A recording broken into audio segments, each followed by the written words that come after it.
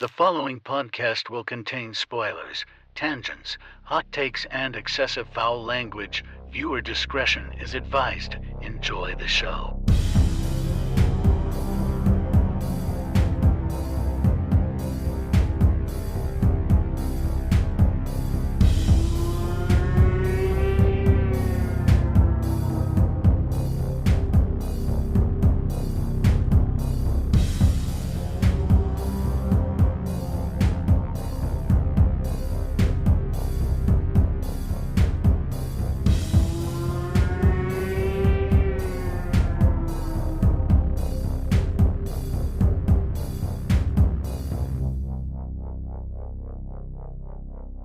Greetings, horror fans, and welcome to episode 314 of Frightmares. I'm your host, Austin Proctor, and joining me today for 1992's Raising Cain is Michael Vyers. Hey.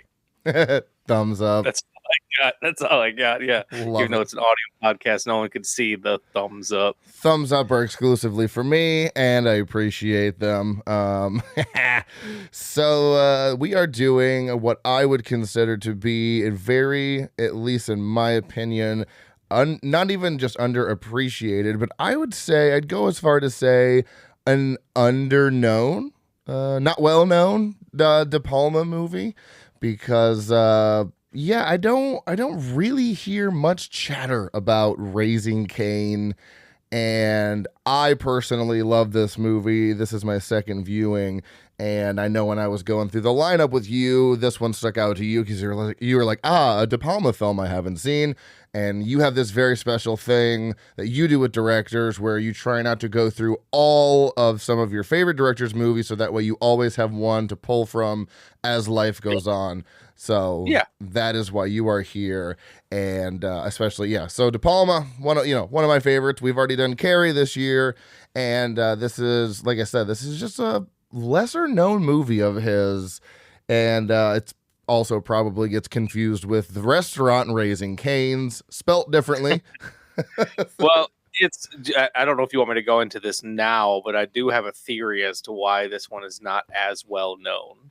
Yeah, why not? Why not? Our history with this movie isn't going to be very engaging anyways, because this is my second viewing and this is your first. So I have a very short history with this film. Right. In that I used to get the cover for Raising Cain mixed up with the cover of the Anthony Perkins movie, Edge of Sanity. If you look at the cover right now for Edge of Sanity, if you don't know it off the top of your mind, they have a very similar thing going on. Mm-hmm. It's not the same movie, but I used to get them mixed up because we had a copy of, I think my mom had a copy of Edge of Sanity on VHS for whatever fucking reason. It's not her type of movie, but she had it. I haven't seen Edge of Sanity, but I know that is a Perkins starring movie, and it's always been on my list to watch, but I just haven't seen it yet. And I think Arrow Video has a release of Edge of Sanity, or some boutique label does that. Yeah. That's on my wish list. So my theory as to why this movie is not as well known is it came at a very strange place in De Palma's career. So, in 1987, he did The Untouchables, which was a huge hit for him. He did Casualties of War, another huge hit for him. But then he did The Bonfire of the Vanities, which was a huge failure for him. And there's actually a fantastic podcast about the making of that movie that Turner Classic Movies put out. It's like a 8-episode making of that is fantastic. And then he did Raising Cain, but then he had the hits Carlito's Way and Mission Impossible. So it was kind of like nuzzled in, like, it's the film he did right after one of his big failures, Bonfire of the Vanities. And then he had 2 successful films of Carlito's Way and Mission Impossible. So it's just kind of stuck in between a couple other films. Because, like, even if, with Raising Cain, it's got very mixed reviews, but anything that follows Bonfire of the Vanities is probably, like, unless it's a huge hit, is gonna just be kind of forgotten. Well, and what's also interesting about this one too, and why there's mixed reviews, is the perfect time to mention this now is the fact that upon its original release, De Palma recut the film, focusing in on Cain's story, and then later on focusing in on Jenny's story. But there's actually a fan cut that was done and reordered them the way De Palma originally intended the movie to be, and he loved it so much that when the 2016 Blu-ray from Scream Factory came out, he asked Shout Factory to include this fan edit, which, let me tell you, never fucking happens with movies. And that one is much more well received. Unfortunately, as 20-something years after the original movie came out. So and that's what we're talking about today. We are talking about not even really the director's cut. It is technically called the fan edit, labeled the director's cut on the Blu-ray for Scream Factory. And that is the superior cut. I've seen both of them, and I think the way, and it's not even much of the film is reordered. It's really about the first 30 minutes that's recut. And there's no additions, there's no extra footage or deleted scenes. It is specifically setting the movie up, and the way the director's cut sets the movie up is just far superior to the original theatrical release. So yeah, it's in this weird spot for De Palma, and again, the theatrical cut just didn't work for fans. So we will get to all of that very shortly. Before we do that, though, we have to do this, and that is, what did Jason Hill make me watch? This week, we're doing a sequel, which we don't normally do, and I find that fascinating that he picked House 4: The Possession. Have you ever seen any of the House movies? And I assume we're talking about the Sean Cunningham House movie. Correct, yes. Not House 2. I have seen the Sean Cunningham, Steve Miller. I thought it was Sean Cunningham produced it. So I'm not incorrect. The Steve Miner film House. I saw that first one. I didn't realize there was 4 of those fucking things. I knew there was a second one because the second one has probably my second favorite subtitle for a sequel, House 2: The Second Story. It's just 10 out of 10 with the name. The only one that beats it is Amityville 1992. It's About Time. It's About Time. That is the greatest one. Yes, I can agree with you. So, but I did not realize that there were so many. I guess I knew there was a second one because, in the 80s, it was shit, this did well. Let's pump out another one. But not, most franchises don't get the Wishmaster treatment and get 4 of those fucking things. So this is what's great about the House movies. House 1, 2, and 3 have literally nothing to do with each other at all. House 1 is great. House 2 is a fun, goofier follow-up. House 3 has this slasher element. It's very Shocker-esque from the same year of 1989. Wait, the film Shocker? Yes. Okay, I didn't know if you meant it's a shocker how different this film. I need the No, Shocker about the prisoner who gets electrocuted and then comes back. It's and it's got Lance Henriksen in House 3. Fucking great movie. But House 4 actually comes back around to the first one because Roger Cobb, who's in the first one, is killed in a car accident. His family moves into the house that has been haunting him for several years, and soon the family begins to experience scary and unexplained phenomena. So it's really cool that it does continue the story in a way from the first one, although Roger dies within the first 10 minutes. He is in a little bit more, but kind of irritated that the mother who caused the accident got away scot-free because even her daughter was wheelchair bound after that. Kane Hodder shows up in this as the human pizza, and that's all I'm gonna say, and it's fucking hilarious. And what's really interesting about this story is, at its core, it is way too good of a story for the goofy movie that we're getting. It actually has an insanely strong, in my opinion, an insanely strong story, and there's also 2 incredible twists that happen. Not 1, but 2. And then there's also a red herring with a character that I won't go into, but honestly was blown away by how fun and just good this was. And there's also a really good tonal shift about 45 to an hour in, where it goes from being a pretty straightforward haunted house movie and then just kind of gets really goofy with it. I fucking loved this movie. This is my favorite in the franchise. No shade to the first one. Love the first one. Oh, your favorite of the House franchise. It's Imagine if at horror conventions you had to put like, "Hello, my name is Austin," and then you put like a fun fact about yourself, like, "Hello, my name is Austin. My favorite House movie is House 4: The Repossession."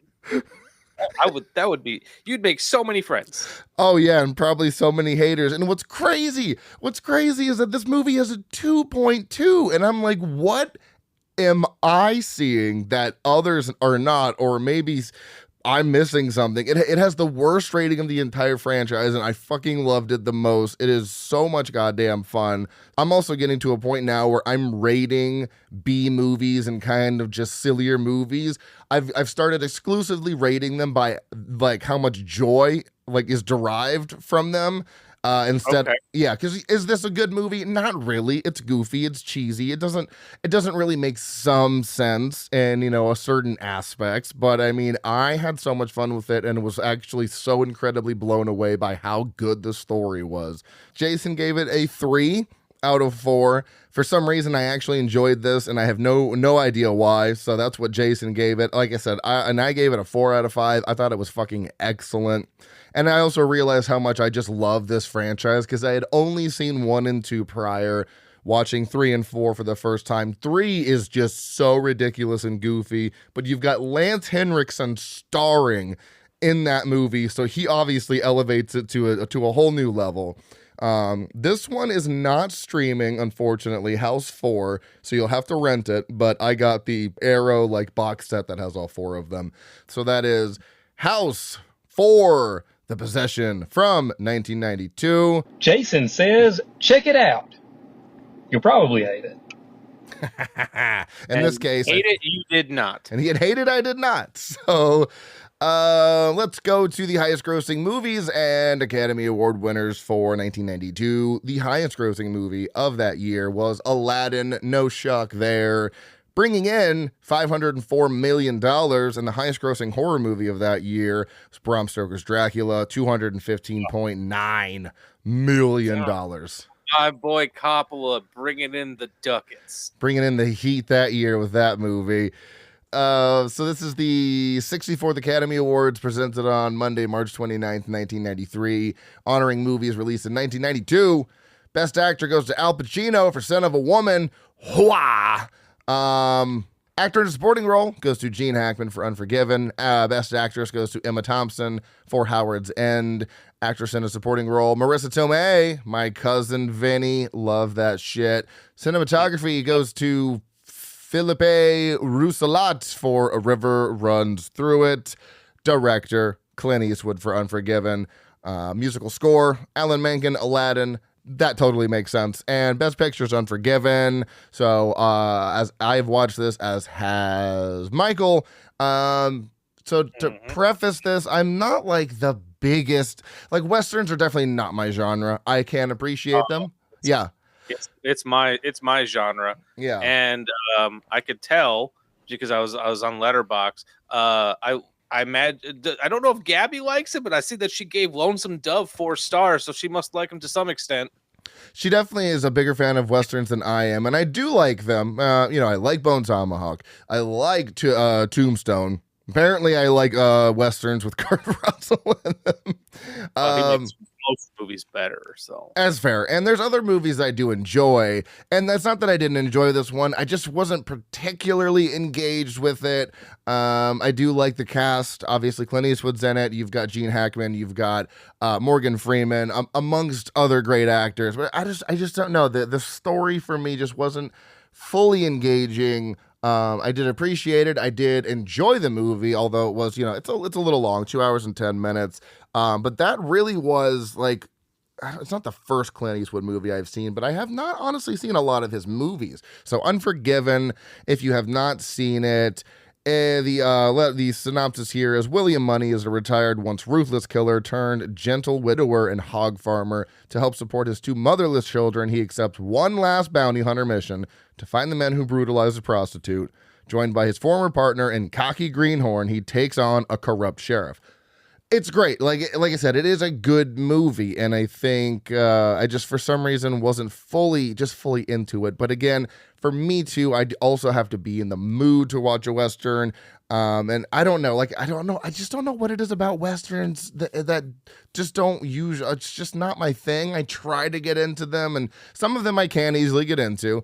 But for me, in the limited amount of Westerns I've seen, it just kind of felt just like another Western. Wasn't bad, wasn't like amazing. I ended up giving it like a 3.5 out of 5 because I was like, I can still appreciate it for what it is. And then my review on it was, if my parents left me alone at that young of an age for 2 weeks, I would simply cease to exist, because those kids were like under 10, and Clint Eastwood is just like, all right, going away for 2 weeks, y'all be good. Like, nope, I would pass away. So.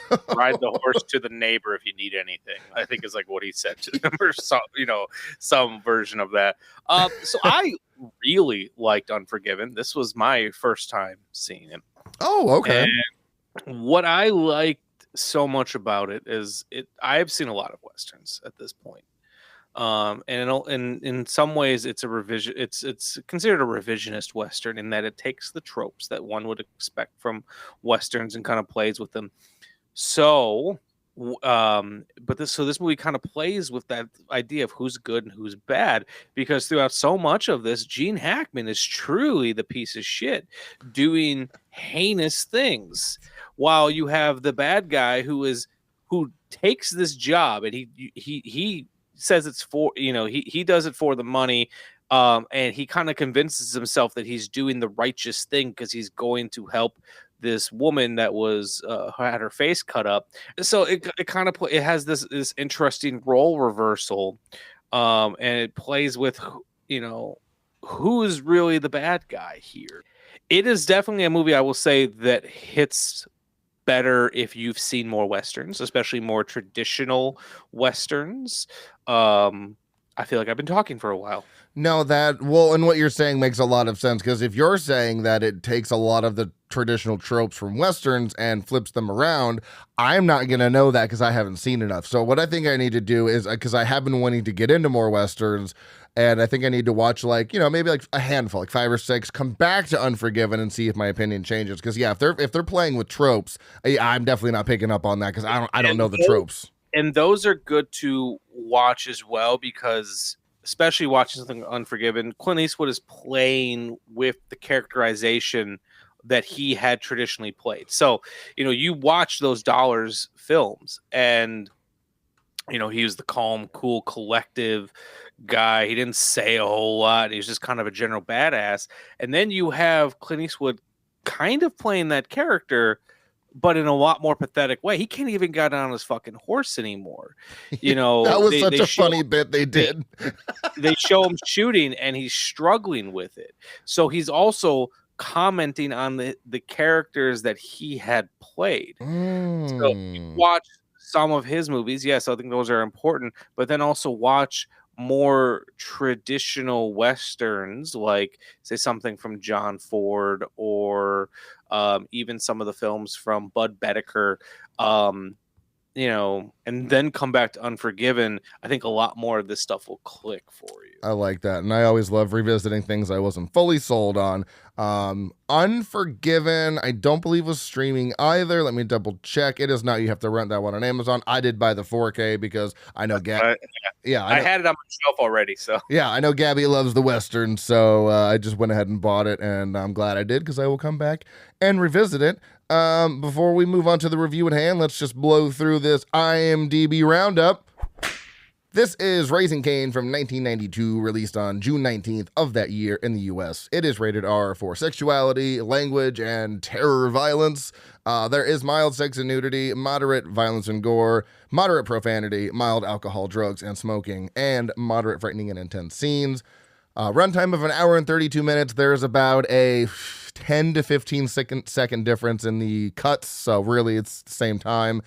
Listed as a crime, drama, horror, thriller, directed by Brian De Palma, who also directed Carrie, that we talked about earlier this year, among many other titles that we have already mentioned as well. Written by De Palma, who also, he writes most of everything he directs, but weirdly enough, did not write Carrie.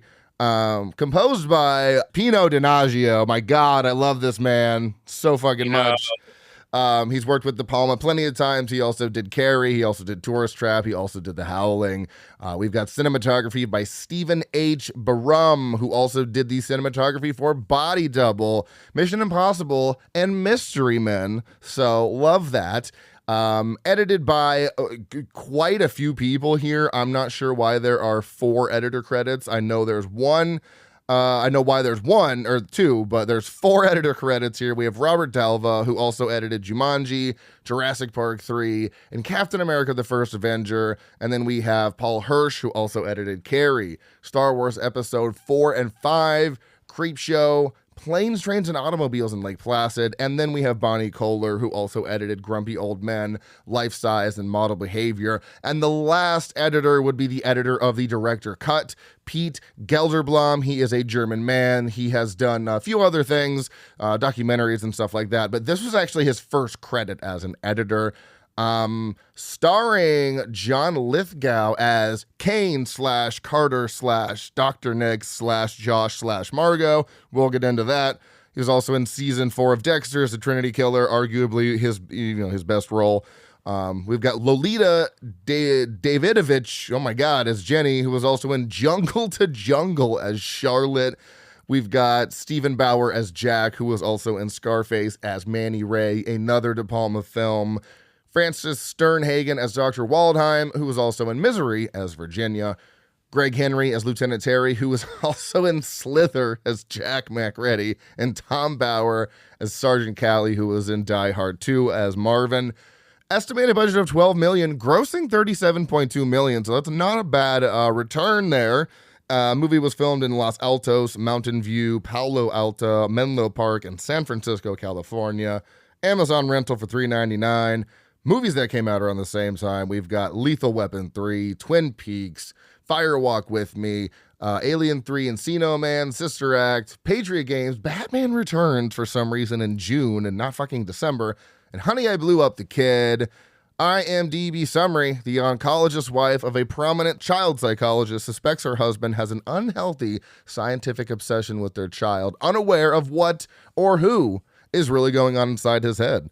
This is Raising Cain. Looks like she was put in the car when she was still alive and then drowned. Look at her nails. See how they're cut and torn? Looks like she was trying to claw her way out. You should see the expression on her face. You know, I hate to bring this up, but you are married to the perfect man. I don't know. Car popped up out of Half Moon Marsh. Got a woman's body in it. And he's becoming awfully compulsive with Amy. He doesn't just take care of her. He studies her. What do we got now? 2 moms disappear from the same playground.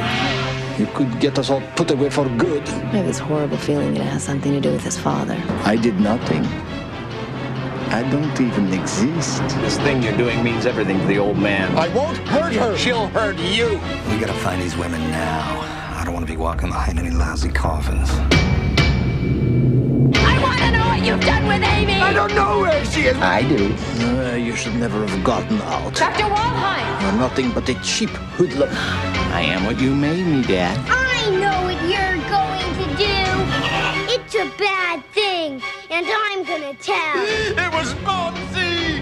He did it again! That's my wife. You saw us in the park together, didn't you? I'm not gonna let that loving wife of yours sell you down the river. Give me my child! What do you think? I think...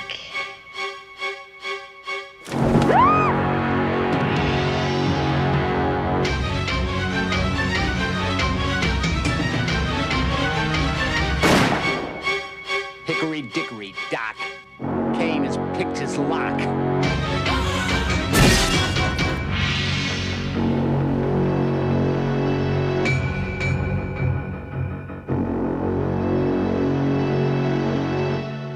So, Michael, overall thoughts on Raising Cain. I am very excited to know what you thought about this. Liked it, didn't love it. Okay, fair enough. It's got a lot of those great De Palma director flourishes that I really respond to. The way that he moves the camera, it's very Hitchcockian. And because that's one of his favorite directors. And I think I said in my short little letterbox review, this movie walked so M. Night Shyamalan's Split could run. And ultimately, I feel like the thing I struggled most with, and struggled maybe not the right word, it's just the only word I could think of at this moment, is I had a hard time figuring out the tone of this movie. So like when this movie was playing out like a De Palma film, I was really invested and I was enjoying it quite a bit. I love John Lithgow. I have no idea what he was doing in some of these scenes. Oh no. Like he's like, don't get me wrong, he's great at times, but also like when he is playing Cain, and he's supposed to be the cool guy wearing the sunglasses and the overcoat. I couldn't help but giggle at him. It's like, why would anyone take this nerd seriously? Like, I loved his performance as Carter. I loved his performance as Dr. Nix. It's just anytime that he was playing Cain, it just reminded me of The Office. And anytime Michael Scott had to play Prison Mike, and that's just kind of how it Damn. Okay. Interesting. So I did like the movie. It's not in my upper echelon of favorite De Palma films. Interesting. Yeah. So, and I knew I would this year has been me rating movies extremely high. There's been very few movies I haven't liked. So I'm glad you picked this one, just because my overall thought is I think this is a truly, especially the director's cut and how it sets everything up. I just think this is a truly brilliant film, and I love everyone's performance in this. So I've already gone through all of the theatrical versus the director's cut stuff, so we don't even need to touch on that anymore. I just wanted to mention how I think it sets it up better, because the director's cut focuses in on Jenny at first with the affair that she has with Jack. So that kind of sets the story up where you're not on her side. I mean, I was not on her side right from the beginning. I was like, oh, you cheating bitch. How could you possibly cheat on Carter? You've seen him for about 10 seconds, and that man seemed like a delight. Obviously, I don't know the whole story, but like, how could you do that to him? And that's how it starts. And you don't get the scene, because the theatrical cut basically starts with Carter sees Karen at the park, and then he gives her a ride home. That scene where he chloroforms her and those runners are like, jogging by the car, and then you see Cain for the first time. That is essentially the beginning of the theatrical cut. That's how the movie starts. Yeah. Wild way to begin. That exactly. So it's a wild way to begin. So that being placed in at about 25, 30-ish minutes is much better, because you get to see kind of you get to see Carter's, not progression, but you get to see him act like a normal person at first. And you're like, man, how could you cheat on this man? He cares for your daughter and all this and that. And then you see the other side of him and you're like, oh shit, okay. Does Jenny know about this? And from my perspective of watching the movie, she doesn't know about his split personality until she's presumed dead and comes back and stabs Carter in the hand. And then she's like, who are you talking to? Because he's talking to Cain. Yeah. He's saying this and that. So I don't even think she knows about his split personalities. Well, I kind of got the feeling too, and there might even been a line of dialogue that reinforced this, but I kind of got the impression that they have not been together very long, much longer than the age of their daughter. To me, it kind of felt like Carter was a rebound from her ex, Jack, who she is reconnected with. Interesting. So yeah, it's and I should also say too, it's like, this is not a favorite of mine from the Brian De Palma canon. I didn't dislike it. It's one that I want to go back and rewatch the theatrical cut just to get that compare and contrast. And like I said, I think there's a lot of really interesting ideas in this film as well. Like, not many people put together a film like De Palma, and he's not a Scorsese type where, like, Scorsese just everything he makes, whether you like it or not, is just kind of flawless. There is this almost manic energy to De Palma's work. Same thing with Coppola's that I always really respond to. I like that it's just a little chaotic at times. And that's why I think I like this movie so much, is because of, like you just said, but De Palma is a little chaotic. And I feel like he has leaned so far into the chaotic nature that we all know, and what I love about a lot of his work, and just really gone crazy with it. I mean, I feel like this is just it is kind of all over the place. There are some flashbacks. The narrative is definitely not perfect, and that's why a second watch for me, I was kind of like, okay, I'm getting this a little bit more, because it's non-linear storytelling for sure, and it is a little all over the place. But I do love the idea of a child psychologist with a split personality, and one of those split personalities is actually kidnapping children to give to his father. I think that is one of the most wildly unique stories to put out there, because Carter himself loves his daughter. He would never do that to his daughter, but the problem is people with split personalities don't really know that they necessarily have split personalities, because when one comes through, the other one essentially goes to sleep. So that story, the baseline story, is just incredible. And you only think that Carter has just one split personality at the beginning, until that lady comes in who worked with Carter's father, Dr. Nix, that, oh no, he's got like 4 or 5 personalities. He's got Cain, he's got Carter, he's got Josh, he's got Margot. And you also think that he has Dr. Nix as a split personality. And that was kind of a crazy reveal, to realize that, oh no, Dr. Nix is actually alive. He faked his own death, and he is still experimenting on these children. That was kind of like a what the fuck moment that I didn't see coming. I just figured it was a Carter split personality, but Dr. Nix is alive. I wouldn't say he's doing well, because he looked pretty rough at the end of the movie, but the story for me is just so engaging in a way. It's because it's about it, that's a touchy subject, like children napping. That's like, kind of a fucked up thing. So to throw that in to be the focal point of the story is really interesting, especially when you give it that split personality side of things, because of how loving Carter is with his daughter. He would never touch, harm a hair on her head, but he's taking other people's babies, no problem, when he slips into that Cain personality. So yeah, absolutely. And one thing I've always appreciated about Brian De Palma is that, and I probably appreciate this because it's how I am as a filmmaker. I always appreciate that he wears his influences so dramatically on his sleeve. Like I loved watching this and be like, oh well, this is a Psycho shot.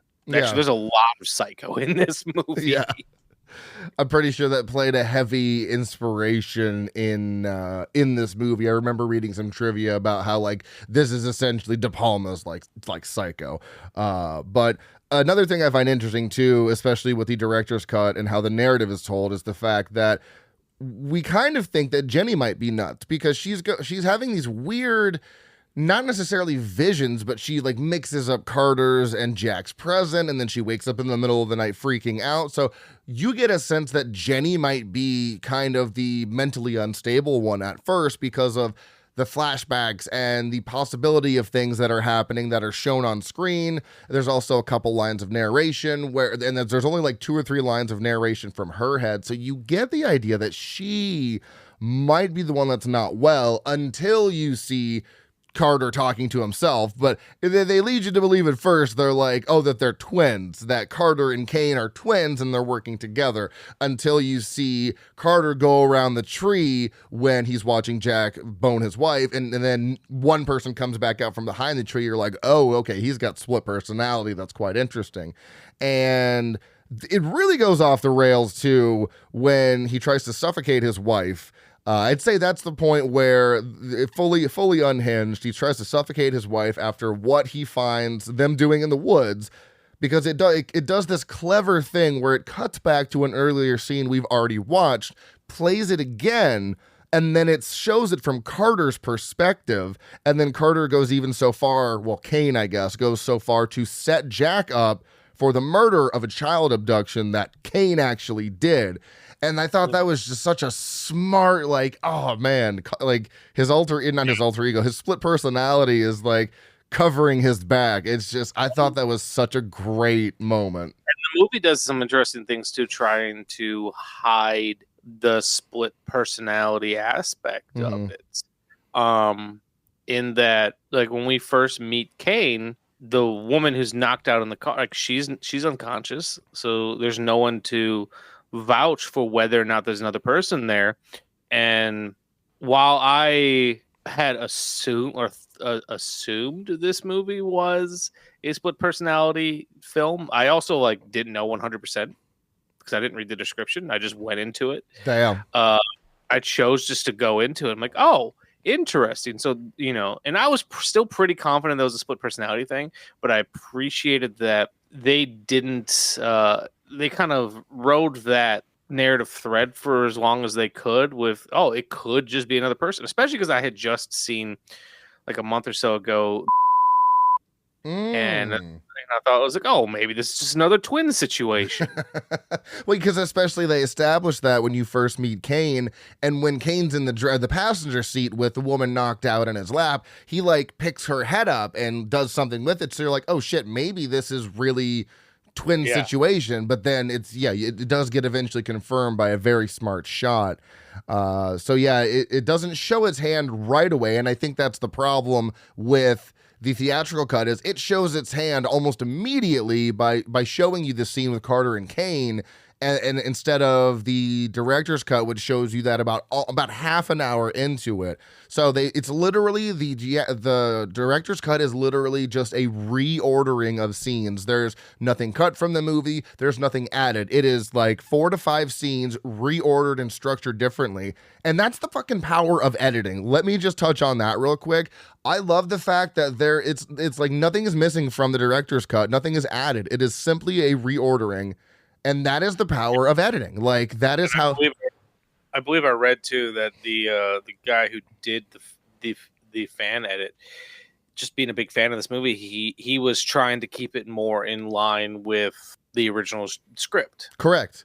Yeah, because the original script was basically laid out how the director's cut is now, but test audiences didn't like it. They were much more interested in Cain as opposed to being more interested in Jenny, because it was supposed to start with Jenny. So the test audiences were like, no, we're not really interested in Jenny, we're more interested in Carter. So he reordered it to focus on Carter first. And once you get to a certain point in both cuts, it pretty much plays out it pretty much plays out the same. Like I said, it's about the first 30 to 40 minutes that are really the most heavily rearranged, but you get another kind of interesting plot point when the cops are looking into, because, you know, he sets Jack up. They find the dead body in the back of Jack's rental car. They get this lady involved in the investigation who worked with Carter's father, Dr. Nix, they found, and this was a case from ages ago where he was buying children to like test them.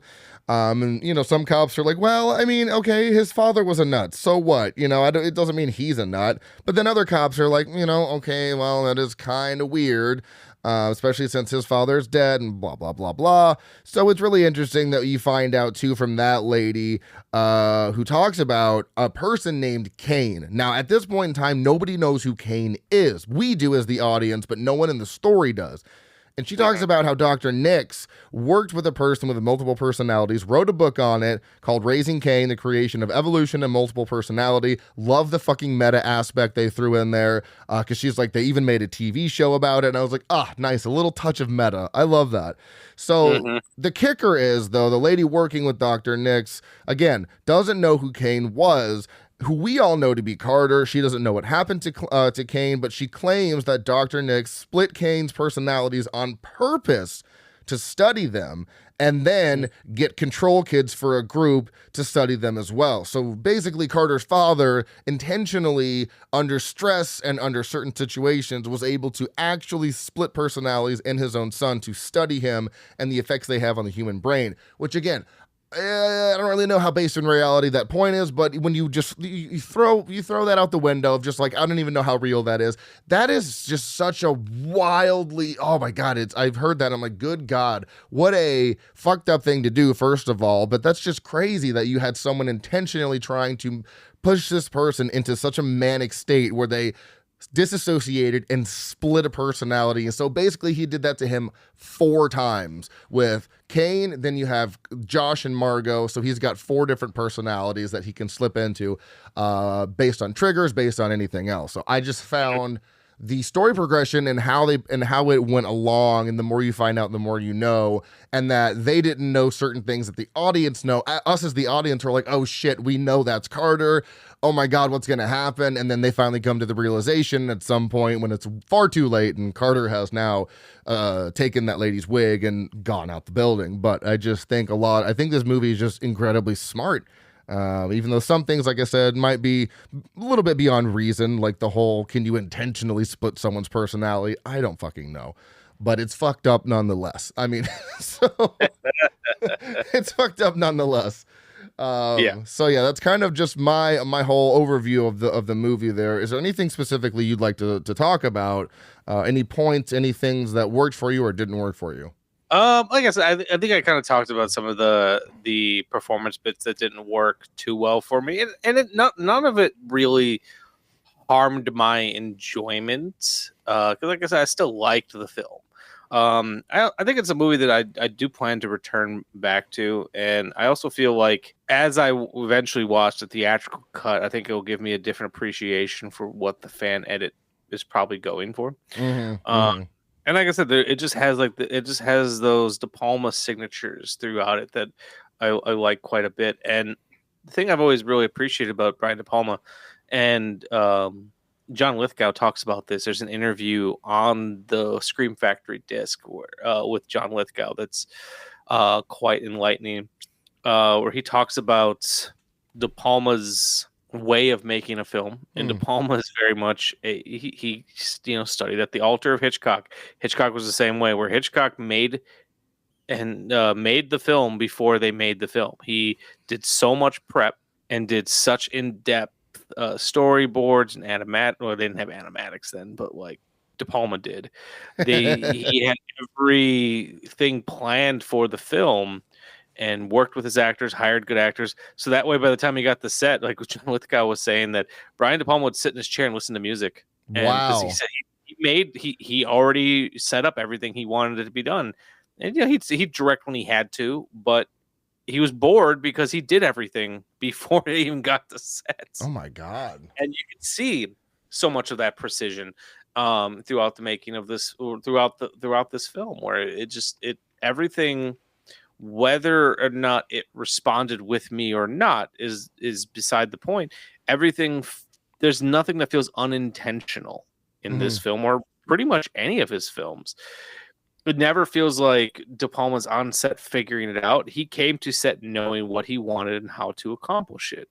And I think that's how he's able to get away with some of these really sweeping camera moves, like that really interesting Dutch angle down the staircase. I was just going to mention that, dude. I was just about to say, I fucking love that shot so much.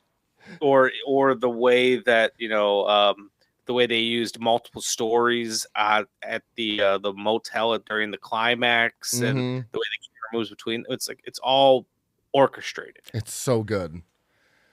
He has, there's so many good angles in this. And I didn't remember that angle the Dutch angle going down the stairs, but you just see the camera, it's going, and then it tilts, the whole way down. And you're like, that is just such a nice little touch to add that always brings, I love a good Dutch angle though too.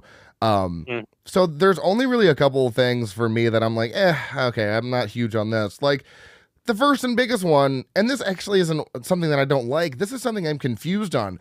We see Jenny's dead body at the morgue, but then she's coming after Cain, or she's coming after Carter later in the movie. Did I miss something? Because they reveal her face, like, oh, you should see her face. And it's like her just like, and then she's at Carter's house cutting him with the scalpel.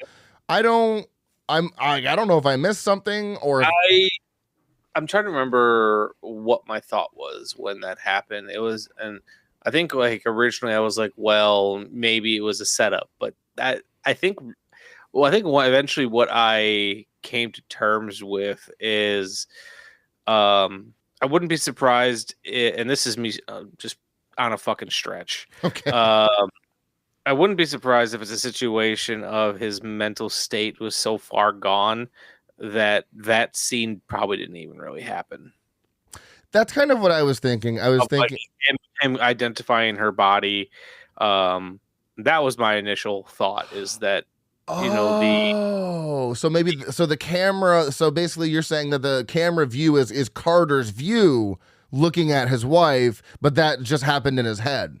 Yeah, that's I think what I okay.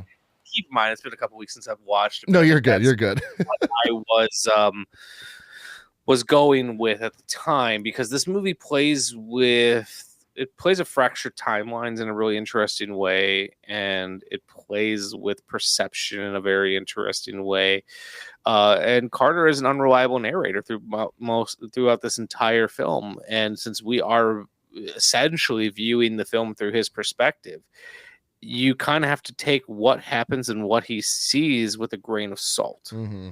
Yeah, and that is where the theatrical cut might make a little bit more sense, because they start with that scene with Carter, so it might have been a little bit easier to say, oh, okay, so we're letting the narrative is going through Carter's eyes, as opposed to the director's cut when they start with Jenny, because you really think that Jenny is kind of is going to be she's the focal point. So maybe that's kind of where the disassociation breaks down in the cuts, is one is set up to be through Carter's eyes, and really the director's cut kind of sets it up to be through Jenny's eyes, but then you have that shift, which I think is important, and then you realize, oh, okay, no, this is a story about Carter. They just had to get us there first. So okay, so yeah, that's entirely possible. Cardinal rule of being she's an oncologist, Jenny, falling in love with your patient's husband. I mean, that's a major rule that you don't do. Fucking not a fan of Jenny for doing that. Whatever. And then I honestly was really, really hoping that Jack was going to get impaled by that thing at the end, because they set you up in the beginning of the movie where Jenny has this vision or this dream where she gets impaled. So it comes around to the end and you're like, oh, fuck, she's going to get impaled by it. And then you're like, oh, no, Jack is. And then nobody does. And I was like, well, now I'm upset, because I thought that was foreshadowing. And apparently it was not foreshadowing. It was foreshadowing, but it was foreshadowing suspense. Because you had that in the back of your mind. And then you saw the setup of how it can come to be. So then it adds almost like this car crash type moment where you're like, oh no, I can't watch this happen. And then it subverts those expectations. So it did all of that to get a rise out of you. And so that way, De Palma's essentially just trying to be a couple steps in front of the audience. Okay. Okay. Sneaky bastard. Okay. All right. It's do stuff like that all the time. So hot take for me is not all, and again, keep in mind with both of these hot takes. One, I've seen about 6 to 8 De Palma films, okay? I've seen a lot of his heavy hitters, have not seen all of them, so keep that in mind. This is a top 3 De Palma film for me. I truly love its unhinged, manic energy, and I would also say this is a top 3 Lithgow performance for me as well. Nothing is ever going to top the Trinity Killer. That is his best role for me, but I would say this is a close second, because you literally get like 3 Lithgows for the price of 1. I mean, you're getting 3 completely different performances. Well, technically you get 5, because he does play Dr. Nix, even though we think that it's an alter ego. He is actually playing his own father with makeup on. So you get 1, 2, 3. So you get 4 performances seen on screen, and then Margot, the last character, is the aha moment at the end when Jenny bends down to pick up her daughter, and he's standing there in the wig in the background. So those are my 2 hot takes. Do you have any sort of hot take for this movie? I would say my hot take for this film would probably be that I stand by my thought process that I think John Lithgow's performance is a little big in this film. However, my hot take on that would be, I feel like if it didn't have that performance, this movie would be significantly less interesting. Okay, yeah. No, I feel like if you had a more straight performance, it would be less interesting. Okay, I like that. Hook moment for me was something else until I remembered the whole chloroforming scene. But that's my hooked moment when Carter chloroforms Karen, and you see you see Cain for the first time, because at that point you don't really know what Carter's, you think Jenny's the bad guy in this, and well, she kind of is. I mean, she's cheating on her husband. She is kind of the bad guy. It's not Carter's fault that his personalities got split by his father, but that's the moment when you're like, oh, what's going on here? This is not something I did not see this coming. So that's my moment when I'm locked into the movie. Did you happen to have a moment where that kind of locked you in? My moment was when the first conversation between Carter and Cain in that car, and then with the joggers running up next to him, kind of the suspense of that scene. That was probably my moment. So yeah, okay. So basically, our moments are just right next to each other. I love that, because he's like, "What are you gonna do? What are you gonna do?" He's like, "Why don't you just kiss her? Why don't you just kiss her?" It's like, great. There's not many horror moments, and I don't even think there's any kills, but I mean, there is. I guess Jenny does, quote unquote, die. But there is one moment that always sends chills down my spine. Is when that little kid comes out of the public restroom and has a full-grown adult voice. I'm always like, it just does. You're just like, you shouldn't sound like that. You shouldn't sound like that. It's so unnerving. So that's my moment of like, oh god, that fucking freaks me out. I guess my moment would be when they're trying to ditch the car, and I think it was Karen who was like banging on the windshield as the car was going down. I thought that was a really creepy scene. Yeah, because you don't expect her to kind of come back to life, and you can see the panic on his face of like, oh my god, the car's not going down, the sun's coming up. And I love the suspense building in that moment, because you're waiting for the car to go down. Oh god, the sun's coming up. Yeah, and then she wakes up and starts banging on the window, and eventually the car does submerge. That's a really good one too. My favorite character is Carter. You just have so much sympathy for him after you get to the end of the movie, because he didn't ask for any of this. And really, at the end of the day, Carter's mind is clear. His conscience is clear, because he would never do that as Carter. It's all the other personalities that he has that are causing all of the, duress in his life. So that's my favorite character. And again, I think Lithgow does an incredible performance as everybody. What about you? Did you have a character that stood out to you? Funny enough, I can't quite put my finger on why, but I liked the character of Jack. I just thought he was kind of like a dumb idiot. And part of it could be just I just really liked that. I really liked his performance in Scarface, so I think I was also like, hey, that guy. Yeah. All right. I don't know. I thought he was more interesting with his performance than I feel like he needed to be for that type of character. No, yeah, totally. I can agree with that. Okay, one more thing here.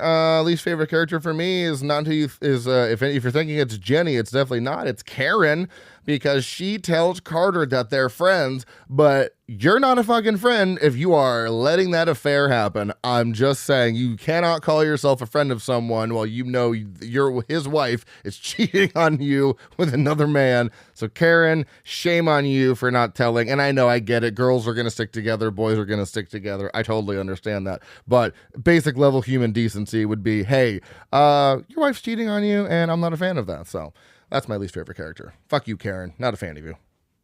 I would say my least favorite character is probably Cain, just because he's so cringe throughout so much of this film. He is just that he just reminds me of that guy that we all went to school with, who thought he was so much cooler than he actually was.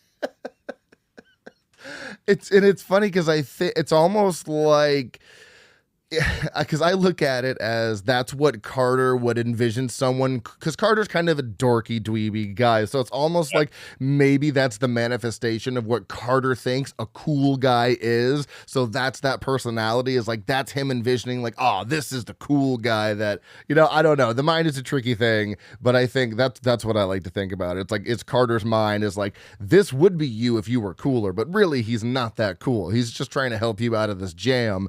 Probably. So I love it. Is there anything else you would like to mention, touch on, comments, concerns about Raising Cain here before we move on? Well, I guess the last thing I would really want to talk about is Pino Donaggio's fucking score is incredible with this movie. Yes.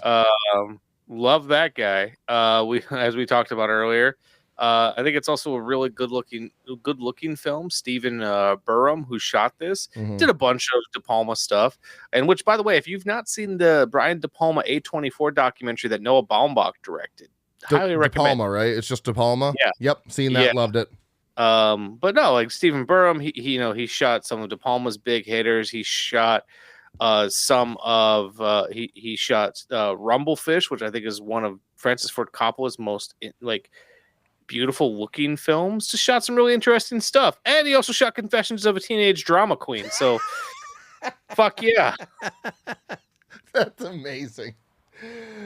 Oh, I love that. Yeah, there's a lot of good elements here, and the only thing I was missing from this movie, the only De Palma signature I was missing, is we didn't get any split screen, and I was like, but I think at a certain point he stopped. Didn't he kind of just stop doing that at a certain point, or do I not know? I feel like he did, but I feel like this is the movie that would have worked. For. Dude, it would have worked so well. So that was the only De Palma signature thing I was missing. I was really hoping for some of those split shots, like in Carrie and in a lot of his other movies, he does those just nice. That's like his, like I said, that's like his signature kind of move. So, all right, well, that is Raising Cain. Let's move on to the post review stuff here. I think this is a very clever tagline. The other two aren't great, but this first one is awesome. So it's demented, deranged, deceptive, De Palma. I love that so much. Yeah. I am me, I am him, and when Jenny cheated on her husband, he didn't just leave, he split. Two things of trivia here, and that's my favorite tagline. That you like last that one? Okay. Yeah, so, two things of trivia. One goof. Brian De Palma said that he got the idea for Raising Cain from a friend of his who is a child psychologist who took time off from his practice to be able to study the development of his own child extensively full time.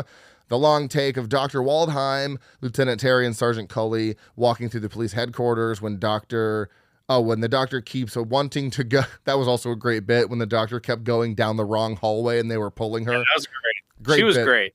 Goes down 2 sets of stairs and then takes the elevator down to the basement. Was a 4-minute, 14-second one shot and monologue essentially, which is crazy. I love that. And then one goof at 58:21 when the medical examiner pulls the sheet away to uncover. Oh, that's Karen. Oh, you know what? You know what's interesting that you mentioned that is because throughout this film, I kept getting Karen's body and Jenny's bodies mixed up. So that doesn't surprise me. Okay, so that's Karen. I don't remember Karen. Oh, that's right, because he chloroformed her and put her in the trunk, and then Cain was like, "We're gonna put this body in a bag and throw it in the river." That's Karen's body. And actually, it's now that you mention that, the first time that in that car sequence, when it's going down, I was like, wait, when did he get his wife in the car? I kept getting her and Karen confused. Okay, so then because Jesus, there we go. So when they uncover Karen's body, you should see the expression on her face. You can see the actress opening her eyes as the sheet is moved. Rated 6.1 out of 10 on IMDb, 3.3 out of 5 on Letterboxd. Not too bad. 63% on the tomato meter, 41% audience score. Michael, what did you give this movie? 3 out of 5. Yeah, I rate movies so fucking high. Oh, goodness. I gave this a 4.5 out of 5. Like I said, is one of my favorite De Palmas. Have not seen all of them. Need to see more. Blowout, though, is my all-time favorite De Palma. of curiosity, which ones have you seen? Let's see real quick. We will go through. I have seen Raising Cain, De Palma. I have seen, going based off of the letterbox, I think they go by popularity. I've seen Scarface. I've seen Carrie. I've seen Mission Impossible. I've seen Blowout. I've seen Phantom of the Paradise. I've seen Body Double. I've seen Raising Cain. So that is 8, I believe. 1, 2, 3, 4, 5, 6, 7. Is there one more? Okay, so 7. So I've seen 7 De Palma movies. Dressed to Kill is in my office, and I still need to see Carlito's Way. That's one I've been wanting to see for a while. A couple other ones that I think are really good. The Untouchables. Yeah, I remember liking it. It's been a while since I've watched it, but Black Dahlia. Okay. I think The Fury is good. So Oh, and I've seen Obsession. I watched Obsession last week, and I really enjoyed that one. Thought it was great. Gave it 4 out of 5. So yeah. But I'm with you. Blowout's my favorite too. Yeah, Blowout. Yeah, Blowout is my favorite. It is Michael's favorite. Blowout is, if you've never seen Blowout, it is obviously not a horror movie, but it is so fucking good. You actually got that for me a while back as like we do Christmas exchanges, and it took me so long to watch it, and I finally watched it, and I was like, oh my god, I should have watched this the day I opened this package.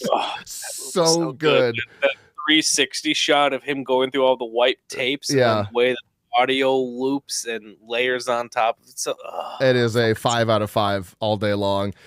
Similar movies according to Letterboxd, we have Hide and Seek, Orphan, Fractured, which is really good, Gone Girl, and What Lies Beneath. And similar movies according to IMDb, we have Obsession, The Fury, Body Double, Snake Eyes, and Femme Fatale. If you don't have any reviews, not a single mention of Split. I know, right? It's not one. Like, really, guys? That's the time. And I do have a couple reviews. All right, I've got a few here. I'll go first because I've probably got more. I love this one because it's very similar to yours that you wrote. It is John Lithgow walked so James McAvoy could run. Totally agree. 3.5 stars from Patrick. This one, 2.5 stars from Brian Mack. Says this movie, and I don't fully get the review, but that's what makes it so ridiculous. This movie is like if sinners had sex with the nutty professor, and the product of that union were quintuplet John Lithgows, who are all adopted and raised by schizophrenic Brian De Palma. And then they continue on. I simply don't know how to explain it any other way. I believe that sentence to be the most apt description of Raising Cain ever written. Oh my! I'm gonna have to think on that one and get back to you, person who wrote that review, because that is a very interesting choice of words.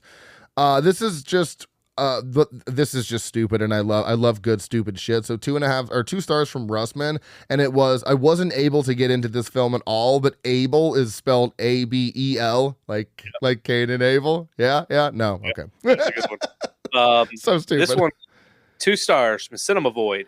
You went full Lithgow, man. Never go full Lithgow. You never go full Lithgow.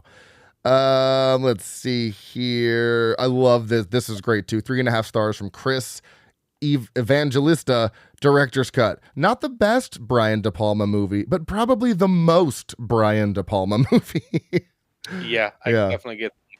All right, so this one is from Laird, 3.5 stars. Mm-hmm.